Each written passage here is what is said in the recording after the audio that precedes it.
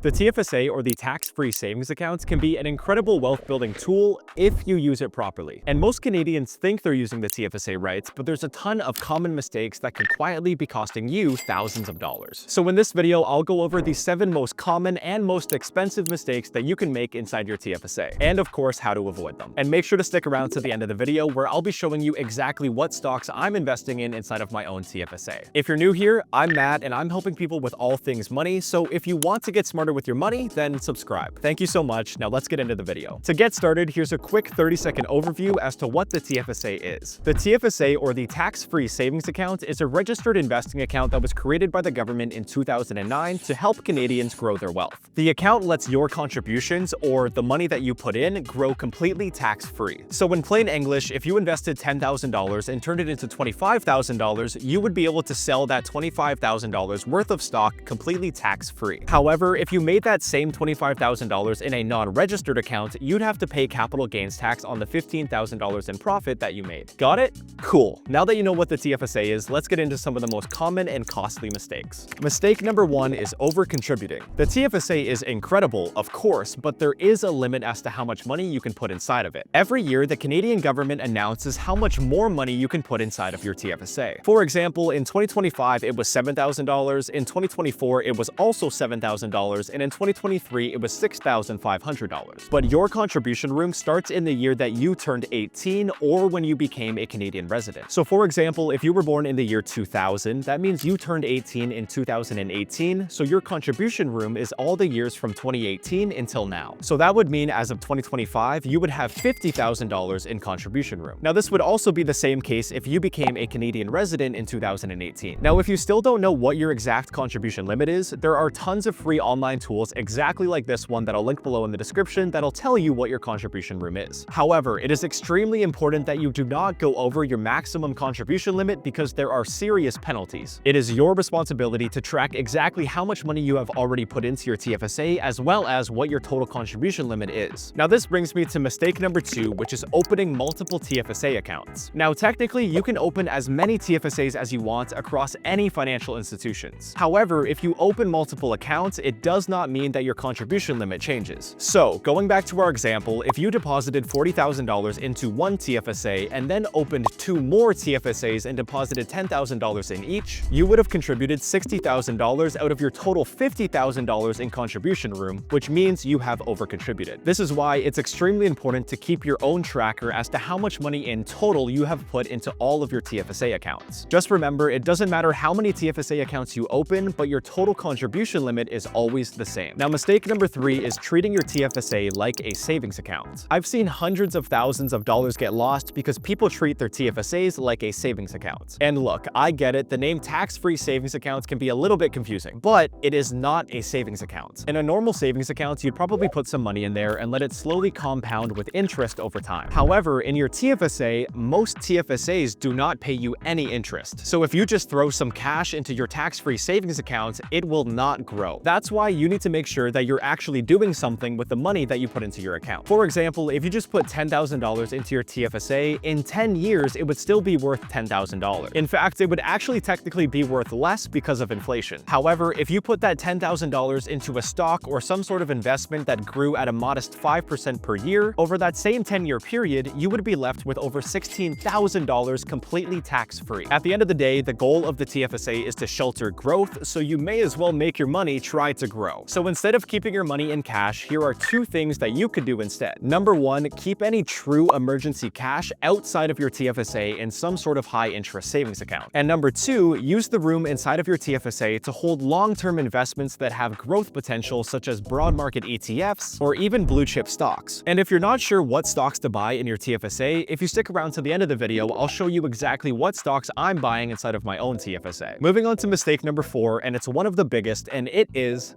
not being subscribed to me. Go subscribe if you haven't already. Thank you very much. Now on to mistake number 5. Mistake number 5 is the recontribution trap, and this one gets people all the time. So as I mentioned earlier, you are totally free to withdraw all the money from your TFSA whenever you want, completely tax-free. But when you withdraw this money from your TFSA, you have to wait until the next calendar year on January 1st to be able to re-add it back to your TFSA. If you take money out and then put it back in the same calendar year without having any leftover contribution room, you will be penalized. penalized because you have technically overcontributed. Back to our example, let's say in March 2025, you contributed all of your $50,000 in contribution room into your TFSA. Then in September, you took out $5,000 because you wanted to buy a new car, but then plans changed and you didn't need to buy the new car, so you put the $5,000 back into your TFSA. Because you don't get the contribution room back until the following calendar year, you have technically overcontributed by $5,000. So to avoid that, only redeposit money if you have leftover contribution room. Otherwise, wait until January 1st to recontribute any money back into your TFSA. Now moving on to mistake number 6, and that is day trading inside of your TFSA. This account is meant for investing and not for trading. If the activity in your account looks like you're running a business, meaning frequent trades or short-term holdings, then you will be flagged for day trading and you will be penalized. And I've seen plenty of real cases where this has actually happened to people. So as a rule of thumb, long-term investing is okay, but high-churn day trading, you should probably do it in a different account where you understand the tax rules. Now moving on to mistake number 7, and this one is one of the most popular, but it is the US dividend withholding tax. If you're holding US dividend ETFs like SCHD or US dividend paying stocks like Verizon inside of your TFSA, then you could be making a huge mistake. The TFSA is a great account for growth-oriented gains, but it's not always the best for dividend-paying strategies. And that's because the dividends that get paid into your TFSA are charged a 15% withholding tax. And inside your TFSA, you can't claim the foreign tax credit. Or in English, a little bit of your dividend is gone forever. So as a quick example, let's say you have $10,000 in a dividend stock that is paying 4% every year. That's $400 in dividends every year, but the 15% tax is $60 every year taken away. And I know that doesn't sound like a lot, but over a long period of time and with more money involved, that is a significant loss. So to fix this, if your investing strategy is very dividend heavy, a lot of people choose to hold those dividend ETFs or stocks inside of their RRSP instead. And if you don't know what the RRSP is, it is the Registered Retirement Savings Plan, and it's essentially another registered investing account that Canadians can open. And the reason for this is that because of a tax treaty between Canada and the US, the RRSP is actually exempt from that 15% tax. Alright, now that we have all the mistakes out of the way, it's time to talk about what I'm investing in inside of my own TFSA. Investment number 1 is ZSP, which is BMO's S&P 500 ETF. The S&P 500 is considered to be the gold standard when it comes to investing, and historically it's returned around 8 to 12% per year. And that's why it's the largest holding in my TFSA. Investment number 2 is ZQQ, which is BMO's NASDAQ 100 ETF. This ETF tracks the NASDAQ 100, which is the 100 largest tech companies in the United States. Over the last decade or so, tech companies have dominated the economy, and I don't see that changing anytime soon. Now, investment number 3 is VBR, which is Vanguard Small Cap Value ETF. Not many people know this, but historically speaking, small cap value stocks have been the best performing stock class in the world. So to summarize this entire video, use your TFSA in the way it was meant to be used. Shelter your gains, avoid the traps, and let compounding do the heavy lifting over long periods of time. Hopefully this video helped you out, and if it did, hit that like button and make sure to subscribe. It really helps me out, and make sure to check out some of my other videos. And with that, I'll see you guys next time.